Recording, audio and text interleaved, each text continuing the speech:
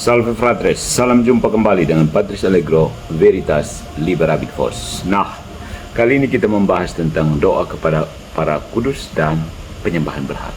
Ya, jadi apakah meminta doa kepada santo santa itu sebuah bentuk penyembahan berhala? Coba buka Alkitab dan temukan bahwa tuduhan itu tidak alkitabiah. Tuduhan itu hanya muncul dari ketidaktahuan dan kesalahpahaman saja. So, mari kita bongkar. Setiap kali kita berbicara tentang doa kepada para santo santa, ada satu kalimat klasik yang selalu muncul dari mulut saudara-saudara terpisah kita. Tidak boleh meminta kepada orang mati, itu penyembahan berhala. Oke, kedengarannya meyakinkan, bukan? Masalahnya, itu bukan ayat Alkitab. Itu hanya tradisi mulut, bukan firman Tuhan. Dan kalau Anda pikir saya bercanda, mari kita buka Alkitab. Karena kalau ada teks yang menghancurkan mitos ini, itu ada di kitab Wahyu atau Apokalipsis, nama kerennya, pasal 5. Wahyu bab 5. Sudah baca Wahyu bab 5? Para kudus dalam kitab Wahyu itu sebuah fakta yang mengguncang kita. Dalam Wahyu bab 5 ayat 8 sampai 10, Yohanes melihat pemandangan surgawi. Ke-24 tua-tua sujud di hadapan anak domba. Mereka masing-masing memegang kecapi dan cawan emas penuh dengan kemenyan. Itulah doa-doa orang kudus. Dan mereka bernyanyi, Engkau telah menebus kami dengan darah-Mu. Perhatikan detailnya. Pasang telinga ya. 24 tua-tua itu bukan malaikat, tetapi umat yang telah ditebus oleh darah Kristus. Mereka hidup, sadar, dan aktif mempersembahkan doa-doa kita di hadapan Allah. Ya. Jadi, kalau mereka sudah melakukan ini di surga, bagaimana mungkin meminta doa mereka disebut penyembahan berhala? Tidak masuk akal. Ini bukan ajaran abad pertengahan. Ini Alkitab murni. Ya kan? Jadi, hanya satu pengantara, teriak mereka. Betul, tapi baca baik-baik. Protes berikutnya sudah bisa saya tebak ya. Tapi Alkitab bilang ada satu pengantara, Yesus Kristus. 1 Timotius bab 2 ayat 5, bukan? Setuju. Hanya Yesus yang menjadi pengantara keselamatan. Tapi apakah itu berarti tidak boleh ada perantara doa? Mana ayatnya? Kalau begitu, mengapa Anda minta didoakan oleh teman, pendeta, atau jemaat lain? Bukankah itu juga pengantara?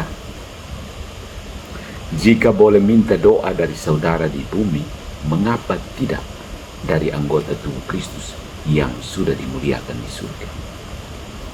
Think, pense. Ya.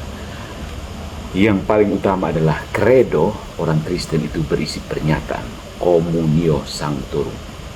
Credo, aku percaya akan persekutuan para kudus, komuni para kudus, karena gereja itu satu.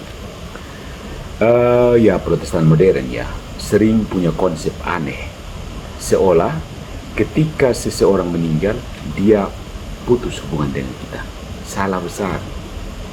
Wahyu bab 5, Ibrani bab 12 dan seluruh perjanjian baru berteriak lantang, gereja itu satu, di bumi dan di surga. Para santo santa bukan pensiunan rohani yang duduk manis di awan. Mereka aktif dalam liturgi surgawi, mempersembahkan doa-doa kita seperti kemenyan di hadapan Allah. Itulah communio sanctorum, persekutuan para kudus. Dan itu bukan agama tambahan Katolik. Itu ajaran kitab suci. Ya. Nah, kemudian ada ada kutipan dari Ecclesiastes. Ecclesiastes itu pengkhotbah ya. Los muertos nada saben. Orang-orang mati tidak tahu apa-apa. Ini yang paling sering dikemukakan oleh saudara-saudara terpisah-pisah. Los muertos nada saben. Orang mati tidak tahu apa-apa. Serius, tidak tahu apa-apa. Ada yang mencoba membantah dengan kitab pengkhotbah. Orang mati tidak tahu apa-apa. Jadi mau pakai teks itu untuk teologika? Kalau begitu Anda juga harus terima ayat yang bilang jangan terlalu saleh atau terlalu bijak, kata pengkhotbah bab 7 ayat 16. Lalu apa yang kita lakukan dengan perintah Yesus? Hendaklah kamu sempurna. Matius bab 5 ayat 48. Poinnya, pengkhotbah atau Ecclesiastes ini bukan manual doktrin. Itu curhat eksistensial Salomo yang lagi krisis. Jangan pakai ayat curhat untuk bantah wahyu surgawi dalam perjanjian baru. Gitu caranya. Jadi, my friends, menolak doa kepada santo-santa, menolak doa perantaran para kudus itu sama dengan menolak kitab wahyu. Sama dengan tidak alkitabiah. Kalau Anda masih ngotot menolak doa kepada santo-santa, berarti Anda tidak sedang setia pada Alkitab. Anda sedang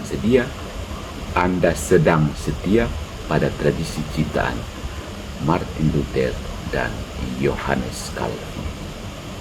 Karena firman Tuhan jelas menunjukkan bahwa para kudus hidup di hadapan Allah. Mereka mempersembahkan doa-doa kita, Wahyu bab 5 ayat 8, dan mereka anggota tubuh Kristus, bukan saingan Kristus. Ya. Kenapa pola pikirnya selalu bersaing? Haus kekuasaannya. Jadi kalau boleh minta doa pada teman Anda, mengapa tidak minta doa pada Yohanes Rasul, Maria, atau para martir yang sudah bersama Kristus? Yesus cemburu kah? No. Kalau Anda menyebut itu penyembahan berhala, maka Anda harus berhenti juga minta didoakan siapapun. Karena logikanya sama. Ya. Kebenaran itu memang kadang menyakitkan sebelum membebaskan. Dan hari ini, kalau Anda mengaku sola scriptura, inilah saatnya Anda buktikan. Apakah Anda akan tetap percaya mitos Protestantisme atau Anda akan tunduk pada Alkitab? Kalau Anda Katolik yang belum pernah meminta doa kepada para kudus, orang-orang Timur saya harapkan bisa berdevosi ya kepada Servus Dei, hamba Allah Gabriel Manek. Bangun sudah, bangun dari tidur, berdoa, minta doa kepada santo-santo. Karena kita punya awan saksi, Ibrani bab 12 ayat 1, yang menunggu untuk mendoakan kita. Mulailah berdoa. Santa Maria, doakanlah kami. Santo Paulus, doakanlah kami. Santo Mikael, malaikat agung, doakanlah kami. Hamba Allah Gabriel Manek, doakanlah kami. Santo Mikael, ya belalah kami dalam pertempuran melawan setan. Karena ini bukan sekedar tradisi. Ini kitab suci yang hidup. Nah, apa saja pendapat Anda? Silakan berikan komentar. Pernahkah Anda sadar bahwa Wahyu bab 5 ini menghancurkan klaim saudara-saudara terpisah soal doa kepada santo-santa? Tulis komentar di bawah dan bagikan video ini ke teman Anda yang suka bicara hanya Alkitab tapi tidak pernah membacanya sampai tuntas. Ya, ini bukan dogma buatan Vatikan, ini kitab suci. Dan kalau sakit berarti sedang sembuh.